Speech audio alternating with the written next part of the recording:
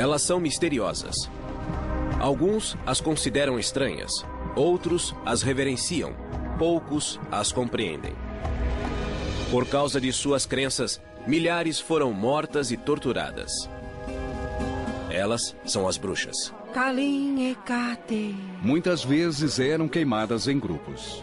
Desde a antiguidade, as bruxas são vistas como seres do mal. Vou pegar você, querida. Hollywood usou a imagem das bruxas como um modo de contar histórias fantásticas. Mas as bruxas de hoje dizem que essas histórias não são verdadeiras. Pensam que sacrificamos gatos no quintal e que rezamos para o diabo. Os rituais misteriosos provocaram debates políticos. Bruxaria não é uma religião. Mas as bruxas dizem que sua religião está florescendo. A bruxaria é um ótimo estilo de vida. É um caminho espiritual maravilhoso.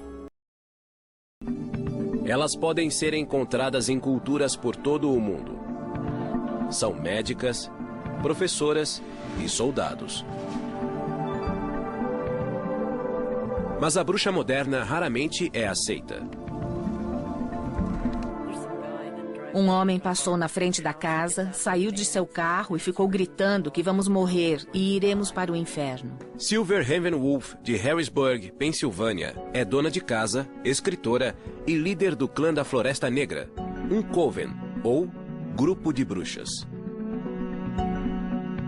O coven de Silver tem 800 membros em todo o país. Silver diz que a bruxaria está em sua família há séculos. Eu me orgulho muito da bruxaria. Ela deve ser respeitada, pois era praticada por meus antepassados. Água, terra, espírito eu sou. A bruxaria atual é um caminho espiritual com rituais ligados aos ciclos da vida e das estações. A magia é feita para trazer bem-estar. Essa prática tem profundas raízes históricas. E apesar da imagem negativa, mulheres e homens como Christoph Penczak orgulham-se de ser bruxos. Sou um bruxo, pratico bruxaria e uso essas palavras. A palavra bruxa está ligada à palavra Wicca. A maioria dos bruxos entende a palavra Wicca como moldar, formar ou mudar. Wicca também é o nome da religião moderna que se baseia nas tradições da bruxaria. Mas nem todas as bruxas praticam a Wicca. Essa é uma ideia equivocada.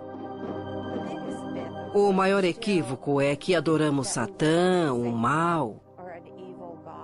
Nem sabemos quem ele é e não temos uma divindade do mal. O caminho da bruxaria data de mais de 2000 anos. O caminho da bruxaria.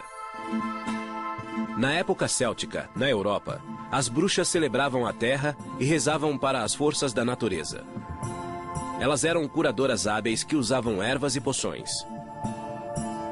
Elas tinham um toque de cura, no sentido em que hoje entendemos essa expressão. Essas curadoras hábeis eram temidas e reverenciadas. Existe um paradoxo interessante em relação à cura. O poder de curar é também o poder de prejudicar as pessoas. No início do cristianismo e na Idade Média, a bruxaria continuou popular. E na Europa, as bruxas conviviam em paz com os cristãos. Se seu filho estivesse doente e alguém dissesse que o curaria espiritualmente, você não faria muitas perguntas. A igreja não perseguia ativamente as pessoas que faziam isso, mas recomendava aos cristãos que se mantivessem afastados da bruxaria. Então, o efeito sobre as bruxas eram mínimos.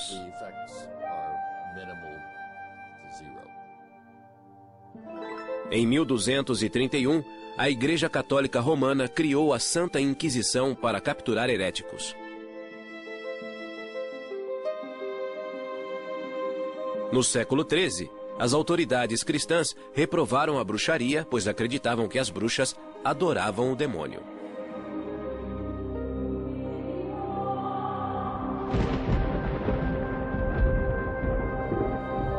Em 1320, o Papa João XXII expandiu a Inquisição, que passou a perseguir as bruxas. É um grande salto passar da crença que os heréticos ligavam-se ao demônio para a afirmação de que a magia sobrenatural estava associada ao diabo e era tão perigosa quanto a heresia. Durante o século XIV, os caçadores de bruxas perseguiam as adoradoras do diabo. Milhares de pessoas, na maioria mulheres, foram enforcadas ou queimadas. Em 1486, 2 monges dominicanos publicaram o Malleus Maleficarum, o Martelo das Bruxas. O Malleus Maleficarum é o primeiro livro sobre bruxaria que visa especificamente as mulheres. Uma dessas mulheres chamava-se Walpurga Hausmann, que morava em Dillingen, na Alemanha, em 1587. Walpurga era parteira há 19 anos, mas quando houve uma série de mortes de bebês, suspeitou-se que fosse bruxa. O que provocava suspeitas contra uma parteira era um parto aparentemente normal que não acabava bem e o bebê morria sem um motivo claro. Se o bebê nascia deformado e morria, havia uma explicação racional. Walpurga foi presa e, sob tortura, ela confessou ter matado 43 bebês e sugado seu sangue, como uma vampira. A tortura só parou quando ela confessou aquilo de que era acusada. Walpurga foi condenada à morte e foi queimada viva. Em 1604, na Inglaterra, a lei da bruxaria tornou a prática um crime capital. Ironicamente, na mesma época, as bruxas apareciam no palco do Teatro Globe, em Londres. Duro e pesado, fardo e infortúnios, arde o fogo e o caldeirão borbulha. Na famosa tragédia Macbeth, Shakespeare incluiu 3 bruxas que profetizavam. E isso tornou possível contar uma história interessante em que acontecem coisas incríveis e dar uma explicação plausível para esses acontecimentos. Em 1611, a Bíblia, na versão do rei Tiago, no Êxodos, capítulo 22, versículo 18, afirmou: "A feiticeira não deixarás viver."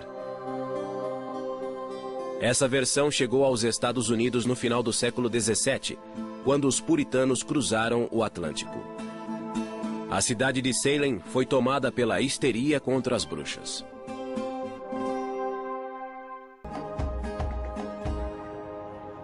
Hoje, Salem atrai milhares de visitantes na época do Halloween para o festival Acontecimentos Assombrosos.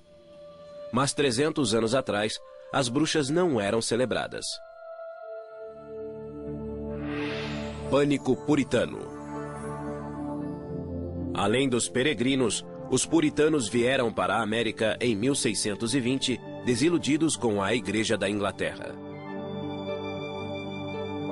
Eles queriam uma igreja melhor, pois a Igreja da Inglaterra era meio católica e meio protestante. A palavra puritano significa que eles eram totalmente protestantes. Muitos puritanos foram para Salem, Massachusetts. Salem era dividida em 2 comunidades: Vila de Salem, perto da Bahia, e Aldeia de Salem, a alguns quilômetros da costa. A aldeia de Salem era uma comunidade mais agrária, enquanto a vila de Salem era um centro comercial. A paróquia da aldeia de Salem era guiada pelo reverendo Samuel Parris. Sua esposa, Elizabeth, era doentia, e eles moravam com 2 filhas, um filho e uma sobrinha. Foi em sua casa, no inverno de 1692, que a histeria das bruxas começou. Em 1692, aconteceu uma confluência de diversas perturbações sociais, econômicas e religiosas. Nessa época, a aldeia de Salem era uma comunidade arrasada, pronta para que algo ruim acontecesse. O reverendo Parris deixava a filha Betty, de 9 anos, e a sobrinha Abigail, de 11 anos, com Tituba, sua escrava. Ela era uma índia arawak caribenha negra, trazida de Barbados pelo reverendo Parris. Certo dia, Tituba contou histórias fantasiosas de sua vida em Barbados, incluindo magia e voodoo. O segredo logo se espalhou para outras meninas na aldeia que se juntaram ao trio mágico. As meninas liam a sorte colocando clara de ovos em água, identificando uma forma e prevendo com quem se casariam. Isso era contrário à crença puritana. Um pouco depois, Betty e Abigail começaram a agir de modo estranho e a entrar em transe. O médico da aldeia não encontrou motivo físico e afirmou que era espiritual, um trabalho de bruxaria. Esse diagnóstico combinava com a crença puritana de que os espíritos vivem em uma realidade invisível. Logo, outras meninas na aldeia apresentaram os sintomas. Em vez de separá-las, eles as colocaram juntas, o que foi uma ideia ruim. É como uma reação em cadeia. Assim que uma tinha Para o reverendo sintoma, Parris, o demônio as outras chegara a a Salem. imitavam. Ele pressionou Abigail e Betty, e elas acusaram Tituba. Em 29 de fevereiro de 1692, os juízes da vila de Salem acusaram Tituba de bruxaria. A princípio, ela negou, mas depois fez algo que trouxe terror à aldeia. Ela confessou. E isso mudou completamente a situação. Por que ela fez isso? Talvez o reverendo Parris tenha decidido espancá-la. Talvez ela tenha percebido que esse era o único modo de evitar a forca. Todos tinham pecados secretos. E isso cria uma enorme pressão para falar e confessar. Uma parte importante da confissão era acusar outros. Tituba acusou 2 mulheres da aldeia, Sarah Osborne e Sarah Good. A ideia de mais bruxas na aldeia criou histeria em massa e mais acusações. Alguns homens foram acusados, mas a maioria era de mulheres. Na visão patriarcal, as mulheres eram criaturas irracionais que tendiam a se ligar ao demônio. Bride Bishop, abra a porta! Muitas temiam a batida à porta. As acusadas eram tiradas de casa e levadas ao centro da aldeia para serem julgadas. Os juízes perguntavam: você assinou um pacto com o diabo? Isso significava rejeitar o cristianismo? Foi ao bosque para ser batizada? Os juízes deviam encontrar provas que identificassem uma bruxa. Usavam parteiras para examinar o corpo da mulher em busca da marca do demônio. A mulher era despida, e isso era humilhante para uma puritana. O interessante é que, às vezes, as parteiras encontravam as marcas. Outro teste usava água. Pensava-se que, por ser pura, a água rejeitaria uma bruxa. Se flutuasse, ela era culpada. Se afundasse, seria inocente. Até o verão de 1692, cerca de 200 pessoas, entre homens e mulheres, haviam sido acusados de bruxaria. Em 2 de junho, a primeira mulher foi levada a julgamento. Uma dona de taverna chamada Bridget Bishop. Sou tão inocente quanto um bebê. Muitas provas contra ela foram apresentadas no julgamento, mas hoje seriam risíveis. Houve depoimentos de homens que diziam que ela aparecia para eles à noite em sonhos. Os depoimentos com base em sonhos ou visões eram chamados de provas espectrais. Acreditava-se que o demônio podia assumir a forma de uma pessoa. E essa pessoa viria como uma visão ou alucinação e poderia lhe fazer mal. A teoria era que o demônio podia entrar no corpo de alguém. Bridget Bishop foi considerada culpada. Ela foi a primeira a ser enforcada em 10 de junho de 1692. Um mês depois, em 19 de julho, Sarah Good teve o mesmo fim. As execuções continuaram no outono até que o governador William Phips interferiu, temendo que as acusações fossem falsas. O governador Phips ficou famoso por dizer: "Vou interromper os julgamentos até sabermos quais os critérios para ter certeza quem é de fato bruxa e quem não é." 14 mulheres e 5 homens já tinham morrido na forca, e outro homem havia sido espremido até a morte embaixo de uma prancha com rochas pesadas. 5 pessoas morreram na prisão antes do julgamento. Tituba foi libertada e vendida para outra família. 5 anos depois, em janeiro de 1697, mais de 12 pessoas confessaram depoimentos falsos. A vergonha dos julgamentos de Salem ajudou a acabar com a execução de bruxas nos Estados Unidos. Em 1992, 3 séculos depois, as vítimas foram lembradas em um memorial. A imagem da bruxa mudou, mas as percepções negativas persistiram e ganharam força. No final do século XVII, a caça às bruxas acabara na América e declinava na Europa. O iluminismo começava e a imagem da bruxa evoluiu novamente. Romantizando a bruxa. O século XVIII trouxe o fascínio pela ciência e a racionalidade. Era ridículo acreditar em bruxas que voavam e em bruxarias. No século XVIII, as autoridades disseram que a bruxaria era impossível, na tentativa de persuadir as pessoas a não temerem as bruxas. A lei inglesa refletiu a mudança. A Lei da Bruxaria, de 1736, anulou a lei anterior e afirmou que quem dissesse lançar feitiços seria multado ou preso como falsário. Na Alemanha, a última execução foi em 1775 e na Suíça, em 1782. Historiadores estimam que, até o final do século XVIII, 50 mil pessoas morreram como bruxas e 80% eram mulheres. Durante o século XIX, as classes cultas consideravam a bruxa como uma zombaria. Em vez de alguém que voava e fervia bebês em reuniões noturnas, a bruxa passara a ser uma criatura ridícula, com um chapéu velho e pontudo. A literatura infantil ajudou a transformar a bruxa em uma mulher tola e doente. Mas mesmo assim, as bruxas continuaram a assustar, especialmente no Halloween.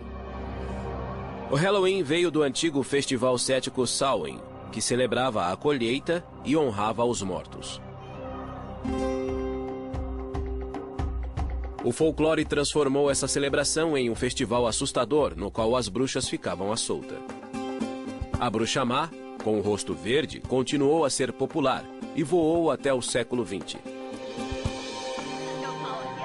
Hollywood usou essa imagem para retratar a bruxa do oeste em O Mágico de Oz. O rosto verde, a roupa preta e o riso ameaçador combinaram-se para criar a imagem do mal. Vou pegar você, querida, e seu cãozinho também. Margaret Hamilton é o arquétipo da bruxa e sempre será. Todas as bruxas que vieram depois de Margaret Hamilton basearam-se nessa imagem, com o chapéu pontudo, o nariz comprido e a voz que todos conhecem, mas que não consigo imitar. Tudo isso é negativo. Nos dá uma imagem ruim e deprecia nosso valor.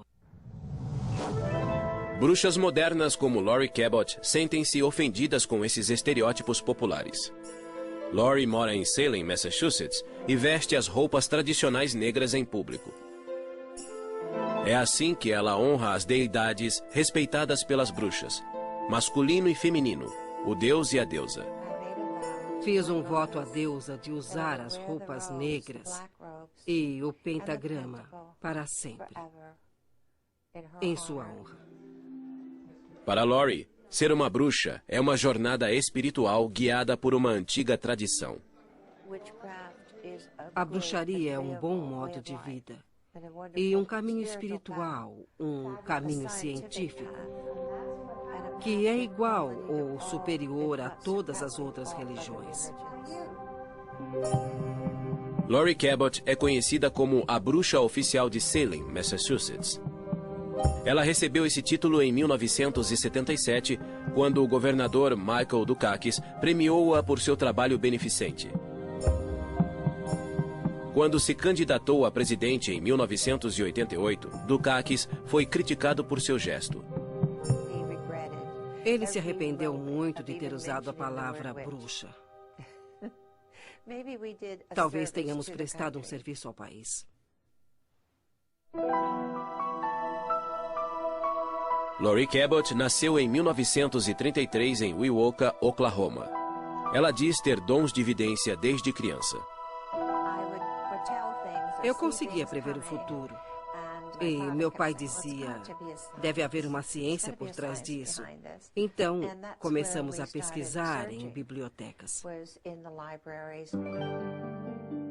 Quando Laurie tinha 11 anos, a família mudou-se para Boston, onde ela e a mãe conheceram uma bibliotecária chamada Felicity.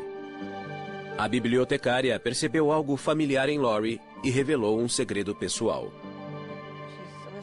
Ela murmurou, sou uma bruxa de Kent, Inglaterra, e acho que sua filha é uma bruxa. Minha mãe só fez, pois não sabia o que pensar. Felicity ofereceu-se para ensinar Laurie. A mãe de Laurie aceitou e foi com a filha até a casa de Felicity. Aos 16 anos, Laurie terminou seu treinamento, mas ainda manteve sua identidade de bruxa em segredo. Laurie gostava de se apresentar em público e aos 18 anos tornou-se bailarina. Eu dançava no Latin Quarter, uma boate chique em Boston, cujo dono era Lou Walters, pai de Barbara Walters. Trabalhei com Pierre Bailey, Frank Sinatra e Jimmy Durante. Quando ficou noiva, ela hesitou em contar ao noivo que era bruxa e preferiu dizer que era vidente. Depois de nos casarmos, eu contei que era bruxa. Mas nessa época estávamos bem um com o outro e ele estava à vontade com minhas habilidades.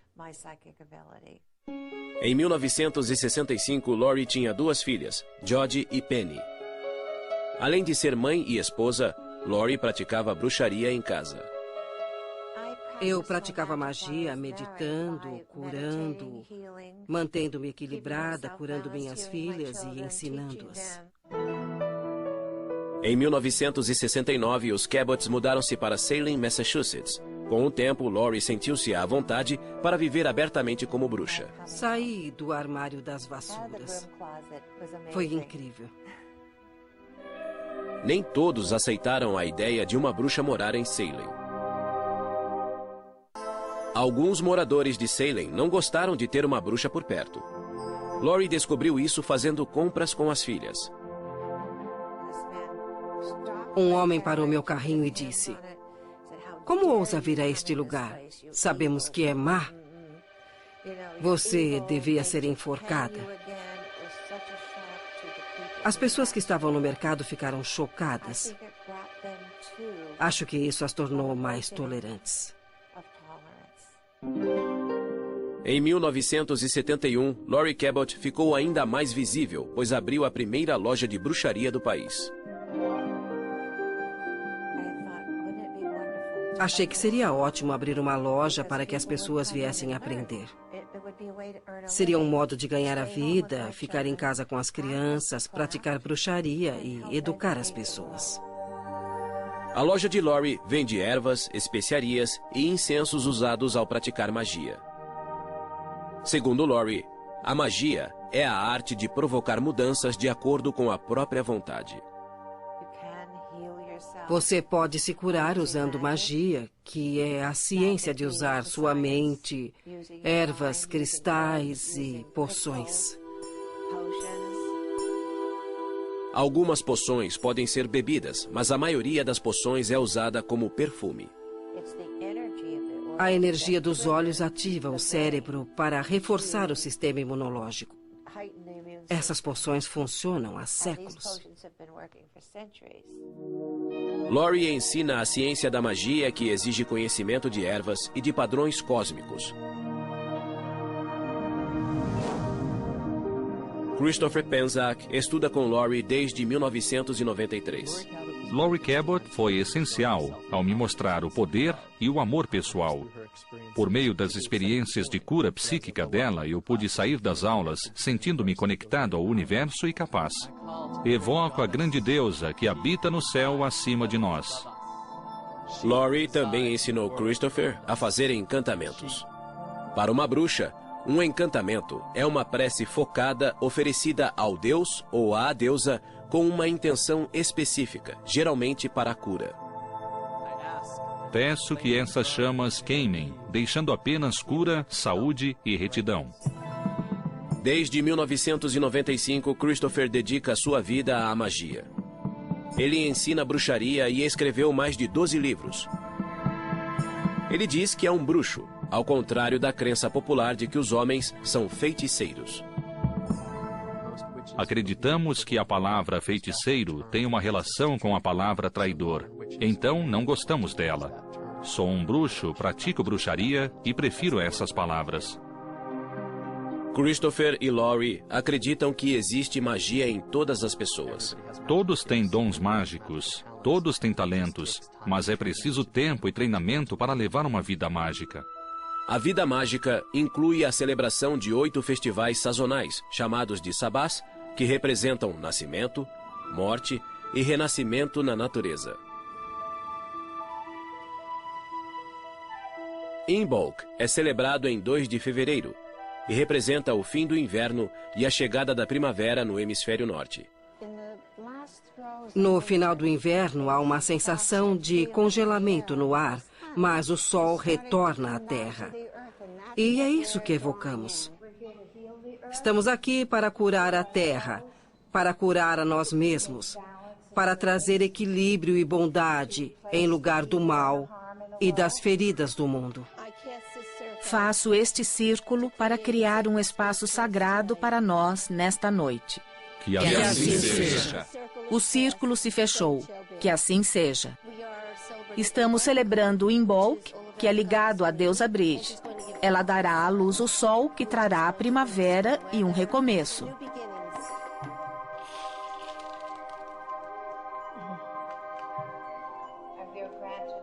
Recebemos os dons do fogo, espírito, amor e cura.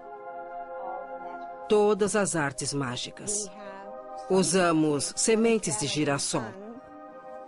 O que é melhor que o sol voltando à terra? Tomamos essas sementes e as levantamos sobre a cabeça. Esperamos que renovem a terra. Abençoamos as sementes e as levamos para casa, para plantá-las, para que comecem a crescer. Alegria se encontra, alegria se separa e se encontra de novo. Sim!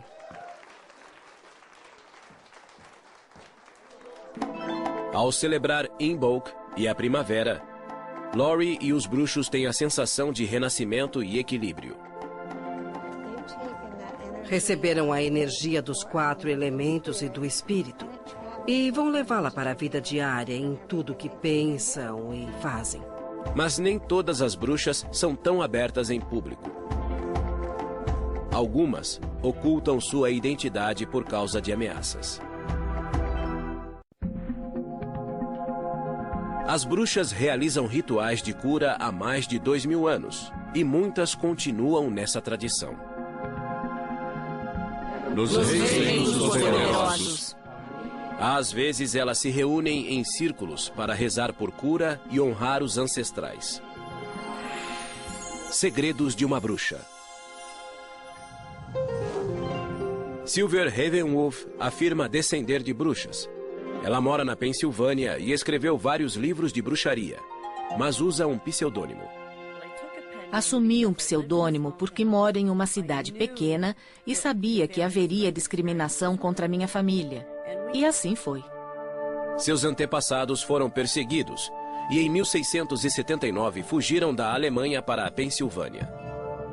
E com eles, trouxeram a tradição mágica da cura pela fé. Sem uma bênção. Silver diz que os cantos datam dos anos 1300. Sem uma bênção. Sem uma bênção. Sem uma bênção.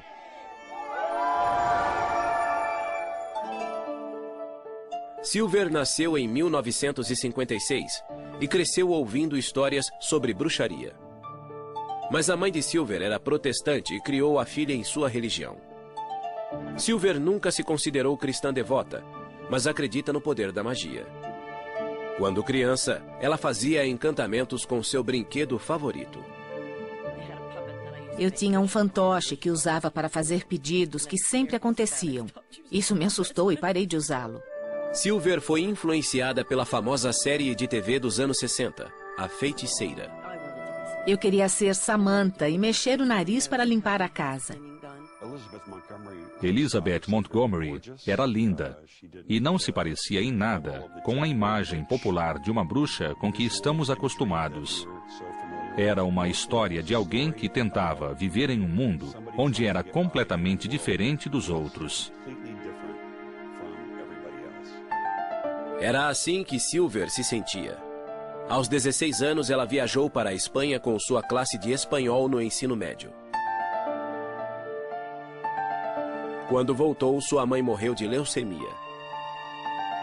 A morte da mãe foi uma tragédia que alterou a vida de Silver. O mundo não fazia sentido. A religião que aprendera não me ajudou. E então encontrei a Wicca. Wicca é uma religião ligada à natureza e aos 4 elementos naturais: terra, ar, fogo e água. Para os wiccanos, o sol simboliza seu deus e a lua simboliza sua deusa. A Wicca baseia-se em ritos pagãos europeus e chegou aos Estados Unidos nos anos 50. Gerald Gardner, um funcionário público inglês, popularizou-a com o livro Bruxaria Hoje. O livro foi publicado em 1954, 3 anos depois da anulação da lei que multava ou prendia quem evocava espíritos ou fazia encantamentos. Gardner pesquisou rituais pagãos que reconheciam um deus da terra e uma deusa-mãe. Era moda nos anos 60, pois era contra a cultura. Se o cristianismo medieval era a opressão da igreja cristã, a bruxaria era a resistência clandestina. Os wiccanos são um subgrupo das bruxas, mas nem todos se consideram bruxos. Tanto a Wicca quanto a bruxaria reconhecem a lei tríplice. Na Wicca dizemos que tudo que você fizer voltará para você 3 vezes. Não há perdão para os pecados. Você é responsável.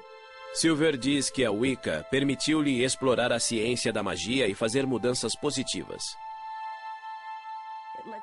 A Wicca permite incluir a ciência na sua vida, pois a magia não é nada mais que física quântica.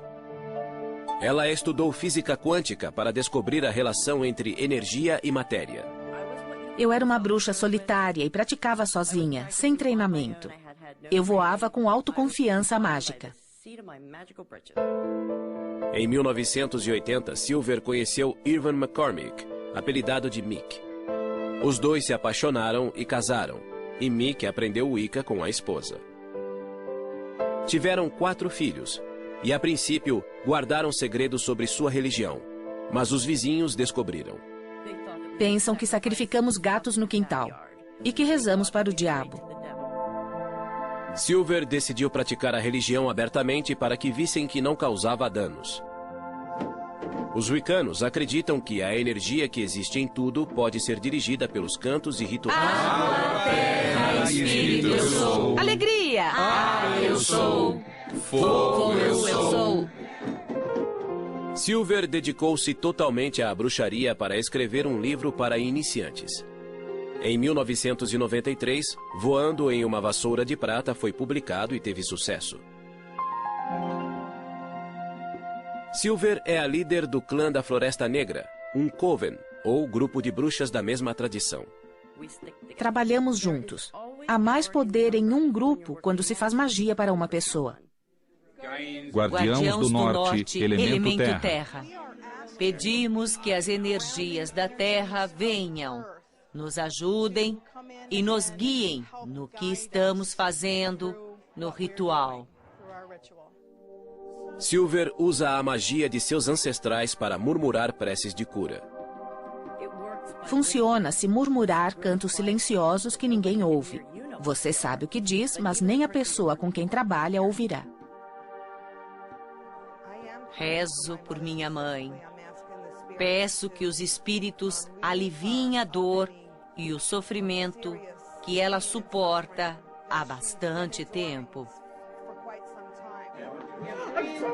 Não adoramos o demônio. Tem a ver com cura, com amor e luz e como respeitar a Terra. A filha de Silver, Fallin, é parte do Coven e é sargento do exército. A médica de 25 anos diz que foi discriminada por ser bruxa. Não é que o exército trate mal as bruxas, mas algumas pessoas têm dificuldade para conviver com quem é diferente deles. Mas uma viúva wicana acha que os militares foram injustos. E sua campanha por liberdade religiosa chamou a atenção de George Bush e da imprensa.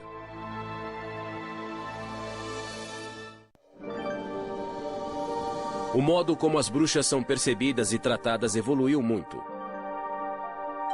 Já foram reverenciadas e perseguidas. E aos poucos estão sendo aceitas pela sociedade. Mas ainda existe discriminação, como a wicana Roberta Stewart descobriu. Em 1978, a Wicca foi reconhecida como uma religião legítima nas Forças Armadas.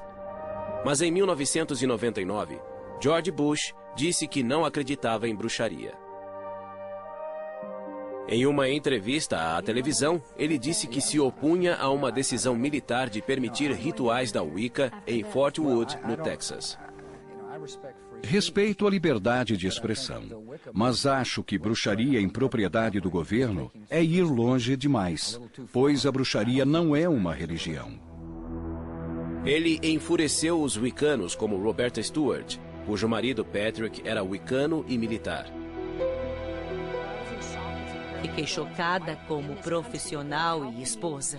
Como ele pôde fazer isso a uma fé e aos soldados? Em 25 de setembro de 2005, Patrick Stewart estava em um voo de rotina sobre o Afeganistão. Na volta para a base, o helicóptero foi atingido por um míssil. E os 5 tripulantes morreram. Depois da morte do marido, Roberta foi informada que o Departamento de Veteranos não permitiria que o pentagrama, um símbolo da Wicca, fosse gravado na lápide. Fiquei chocada ao saber que nossa fé não era reconhecida e que eu não poderia gravar o pentagrama. Simplesmente comecei a chorar. Embora os militares reconhecessem a Wicca como uma religião legítima, o Departamento de Veteranos não aceitava que seu símbolo fosse gravado em lápides. Desde 1997, wiccanos discutiam com o Departamento de Veteranos. Eu não ia permitir que desonrassem meu marido e nosso amor. Então me preparei para a luta. Redenção. Em 2005, o Departamento de Veteranos permitia que 38 símbolos fossem gravados nas lápides. Mas havia discriminação, pois o pentagrama da Wicca não era um deles. O secretário do Departamento de Veteranos me disse que não permitiam o pentagrama porque não aceitavam o Wicca como religião. Em 2006, Roberta levou seu caso à Justiça do Estado de Nevada. O memorial de Patrick Stewart está em um cemitério administrado pelo poder público sob a jurisdição do governo de Nevada. Em 19 de novembro de 2006, Roberta pôde gravar o pentagrama na lápide de Patrick, no Memorial de Veteranos, em Fairlane, Nevada. Percebi que não podia parar nisso, pois além de Patrick, havia outros soldados wiccanos ou pagãos. Roberta e o grupo Santuário do Círculo processaram o Departamento de Veteranos. Em 23 de abril de 2007, o departamento concordou em incluir o pentagrama entre os símbolos aceitos. Por fim, Roberta recebeu um telefonema do presidente Bush. Ele se desculpou e fez comentários sinceros, dizendo que nunca negaria a liberdade de religião a um soldado. Isso encerrou o caso para mim. Os wiccanos de todo o país celebraram essa vitória que reafirmou a liberdade de religião para os militares. Aquela lápide, aquele soldado e os outros que morreram por nós deram uma contribuição enorme ao país e à nossa fé. Simplesmente enorme. Desculpe. Sinto um pouco de paz por saber que ele não morreu só pela guerra, mas morreu por uma causa e por nossa fé. Apesar da maior aceitação das bruxas, a cultura popular ainda é ambivalente diante delas.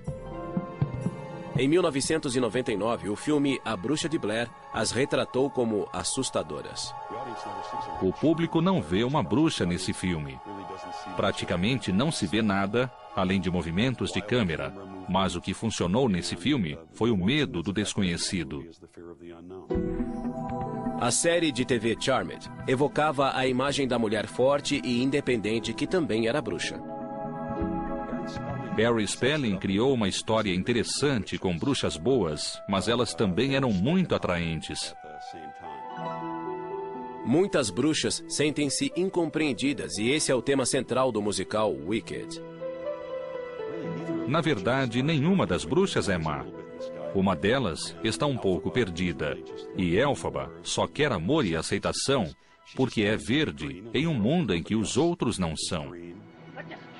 Embora a bruxa continue a ser verde nos mitos antigos e na cultura moderna, as bruxas reais dizem que não existem bruxas más. Não é preciso fazer o mal para que as coisas aconteçam ou sejam corrigidas. Podemos neutralizar o mal e nos proteger. Por que seríamos más? As bruxas de hoje trabalham para que a palavra bruxa soe positivamente. Ser uma bruxa me dá força e faz com que eu me sinta bem. Isso me traz tanta energia que sinto que posso fazer qualquer coisa. A bruxaria é uma tradição sagrada. Desejo que essa visão seja divulgada e não sejamos mais considerados maus. As pessoas precisam entender que isto é real e sério. E que podemos beneficiar a humanidade, mudar o mundo, curar as pessoas e curar a Terra por meio da magia.